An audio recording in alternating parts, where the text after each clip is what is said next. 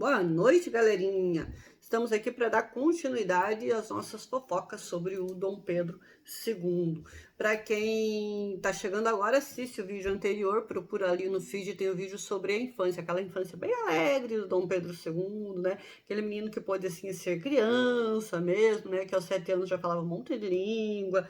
Jesus Cristo, o que foi aquilo? Mas, vamos falar agora da juventude e da fase adulta do Dom Pedro II. Bom, dos 5 anos de idade até quando ele vai ser coroado imperador, dia 14 de julho de 1841, o Brasil vai passar por uma fase chamada de período regencial.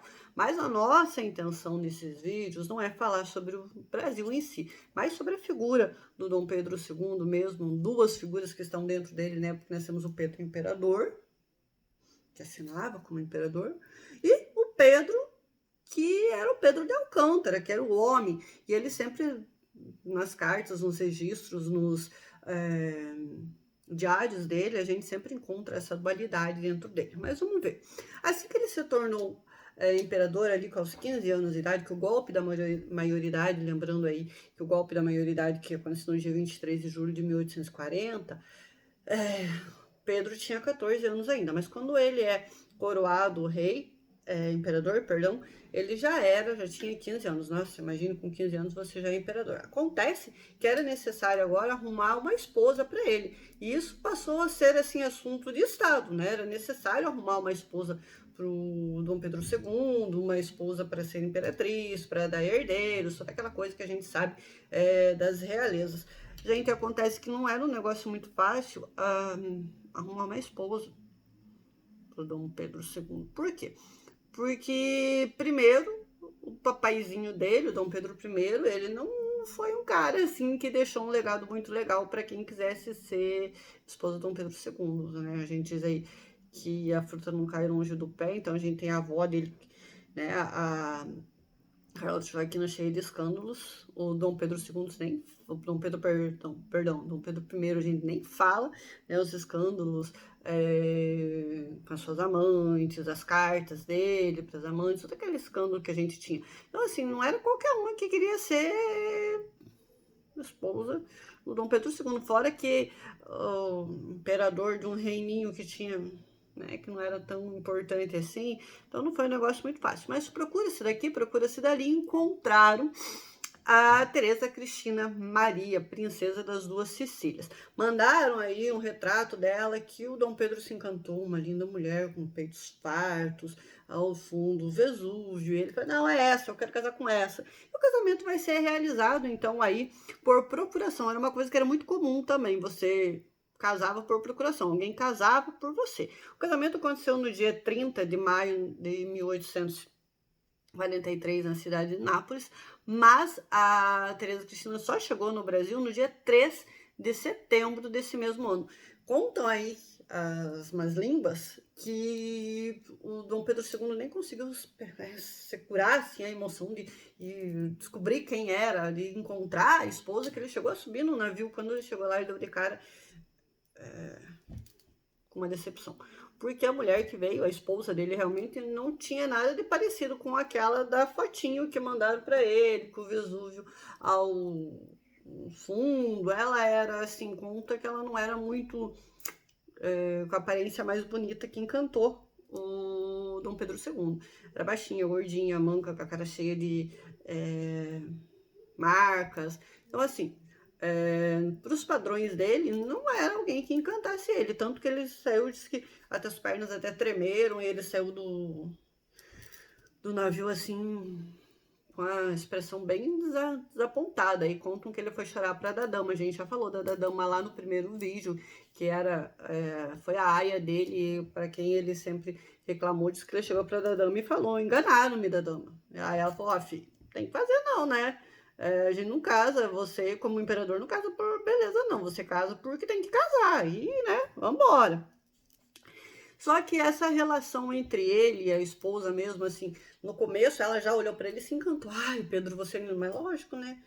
Ela, pelo que conta, não era nada bonita. Dele encontram lá, porque os registros ele era bonitão, tinha as canelas finas e a voz, né? Ele tá com a rachada, ele era bonitão, né?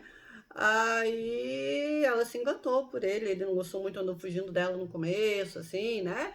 Mas não tinha mais o que fazer, né? Vamos lá, vamos ter que.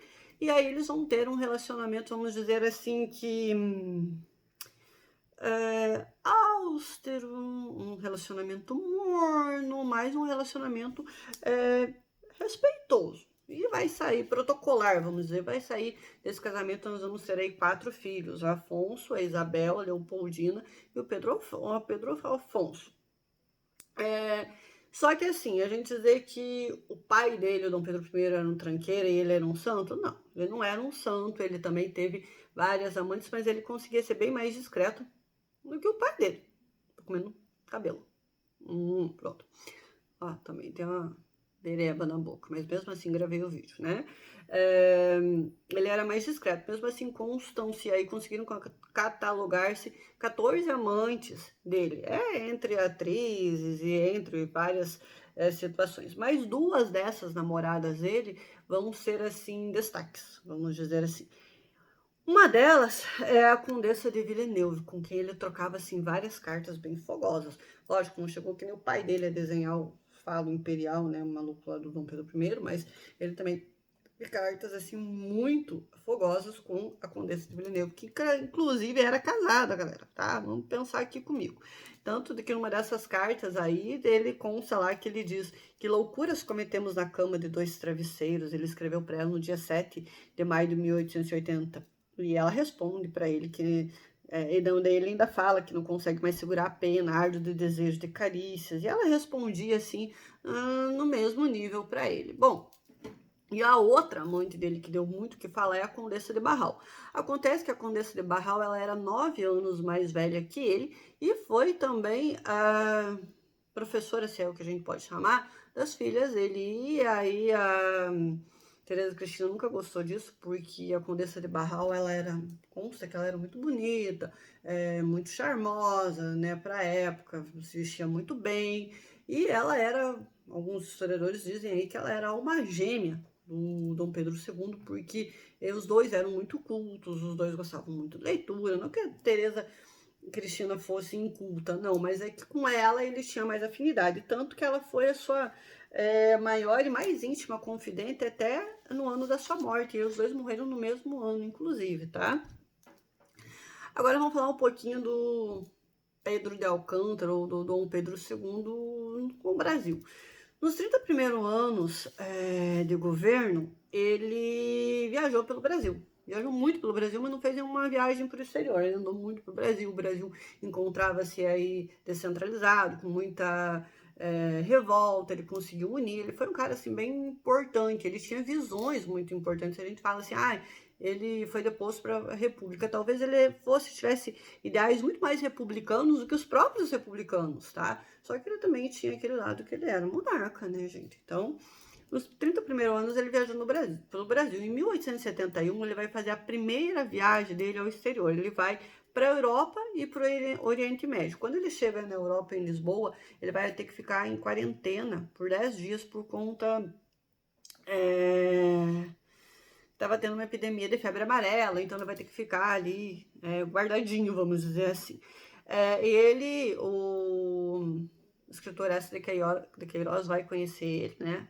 S. de Queiroz conhece ele e chama ele de Pedro da Mala, por uma valise preta de couro que ele sempre carregava junto, mas vai dizer assim que ele era um cara que se misturava com a população, ele vai comprar fruta, ele conversava. Então, quando ele não estava no seu, vamos dizer, estado de imperador no Brasil, quando ele ia para fora, ele se misturava, ele queria ser o normal. Tanto que, assim, quando ele assinava as cartas aqui, enquanto governo, ele assinava imperador. Se ele fosse para fora, ele não gostava de ser chamado imperador, ele preferia ser chamado de Pedro de Alcântara, que era o nome dele, e que lá fora ele não era imperador. É mais ou menos isso que ele dizia, assim. Vamos falar mais umas características dele. Bom, da mãe, ele herdou o gosto pela ciência e pelos livros, né? A gente já falou lá no primeiro vídeo que ele gostava muito de ler, mas também gostava muito de ciência, das invenções. Do avô, Dom João VI, ele herdou o gosto pelos frangos. Ele gostava muito de carne de frango. Apesar que o Dom João VI, ele gostava daqueles franguinhos de leite que, né, a gente já ouviu falar aí. O Dom Pedro II gostava mais de canja de galinha. E aí tem gente que ainda me diz que sopa não é janta, né? O imperador era apaixonado por sopa de galinha. Só que ele comia muito rápido. Vocês devem lembrar também que lá no primeiro vídeo a gente falava que ele comia muito pouco, desde criança, né? Mas assim como o pai dele, o Dom Pedro I, o Dom Pedro II era bom de garfo, mas ele comia muito rápido. E isso era um problema, porque existia um protocolo na corte que é o seguinte: se você fosse convidado para jantar lá com ele, a partir do momento que o imperador terminasse de comer e se levantasse, todo mundo tinha que levantar. Acontece, galera, que muitas vezes ele comia, a galera não tinha nem começado a comer. Então era assim muito frustrante para várias pessoas. E a comida, às vezes, ele não exigia que a comida fosse bem feita assim, dentro dos protocolos e tal. E aí isso causava muita frustração. Era comum as pessoas, quando iam jantar jantar, almoçar, sei lá, comer com o Dom Pedro, elas comessem em casa antes de ir, ou quando saíam do palácio iam procurar um restaurante para comer, porque senão passava fome, né? Teve uma situação ali que teve um jantar, acho que um representante da Rússia, que durou 20 minutos. E ele comeu, todo mundo levantou e todo mundo ficou tipo assim, velho, nós nem começamos a comer e já terminou. Era bem complicado isso daqui. E do pai ele herdou a austeridade e todo o uso do dinheiro do império. Ele, assim, se você fosse falar sobre o Dom Pedro II, ele era aquela figura que ele se mostrava mais como vamos dizer assim, um modelo de empregado público. Quando a gente fala hoje, você é um empregado público, você imagina alguém meio preguiçoso, que não faz nada. Não, ele era um modelo de empregado público, ele mostrava assim que ele não estava ali só por direito, né? Ele gostava, ele cuidava, ele participava de toda a questão administrativa, ele se envolvia em tudo. Então, assim, e ele tinha muito cuidado com o dinheiro que no Império também. Inclusive, ele recebia e ele não usava dinheiro que não fosse tudo o salário dele, vamos dizer assim, tanto que ele vivia aí de empréstimos. Muitas vezes ele precisou pedir empréstimo para os amigos ou para aliados e tal.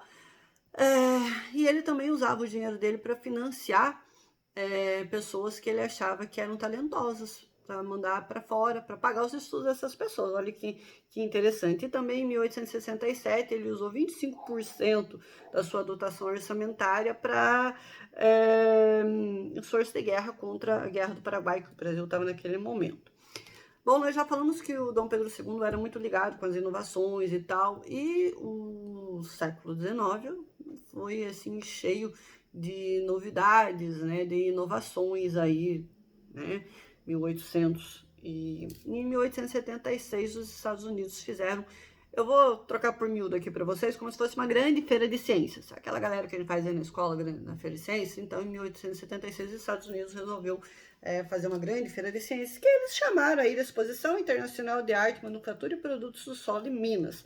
E nós vamos ter vários expositores, vários cientistas, e entre esses expositores nós vamos ter o Graham-Bell, é aquele carinha que inventou lá o telefone, né?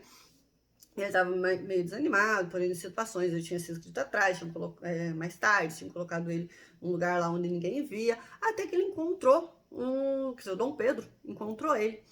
E perguntou o que ele estava fazendo ali. Ele falou assim, que estava expondo um aparelho novo, que falava tal. E o Dom Pedro II tinha conhecido ele em Boston um tempo antes, porque ele estava lá numa escola para surdos, e o Dom Pedro sempre foi muito ligado com isso, o Dom Pedro II sempre foi muito ligado com isso, foi interessado por isso. Vamos lá ver então o teu aparelho. E aonde o Dom Pedro II andava um monte de jornalista e tal, porque o cara era famoso mesmo, né?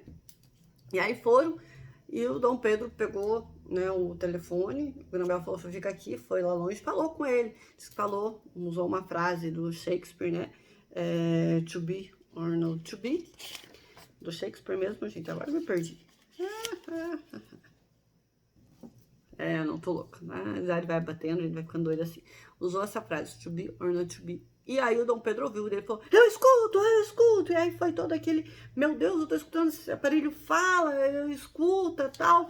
E aí, só para vocês terem uma noção, o telefone chegou no Rio de Janeiro, 4 anos depois, o próprio Dom Pedro II tinha pedido para o Grambel fazer, e nós chega aqui no Rio de Janeiro, antes de vários países da Europa que se diziam mais desenvolvidos. Então, assim, o Brasil nem sempre foi, o Brasil sempre é atrasado. Não é assim. E foi também, o Dom Pedro II foi também o primeiro a adotar a fotografia, tanto que ele foi chamado aí de primeiro soberano fotógrafo, e ele fotografava muita coisa. Fotografia também era uma notícia da época, uma invenção da época e tal. E o Dom Pedro II também, na sua vida aí, colecionou impressionante galeria de pessoas famosas e celebridades internacionais com quem ele se relacionou, trocou cartas até o fim da sua vida. Falei que o vídeo ia ser menor, ficou maior ainda, mas espero que vocês tenham gostado. Daqui uns dias nós temos o finalzinho da vida do Dom Pedro II. Beijinhos, gente!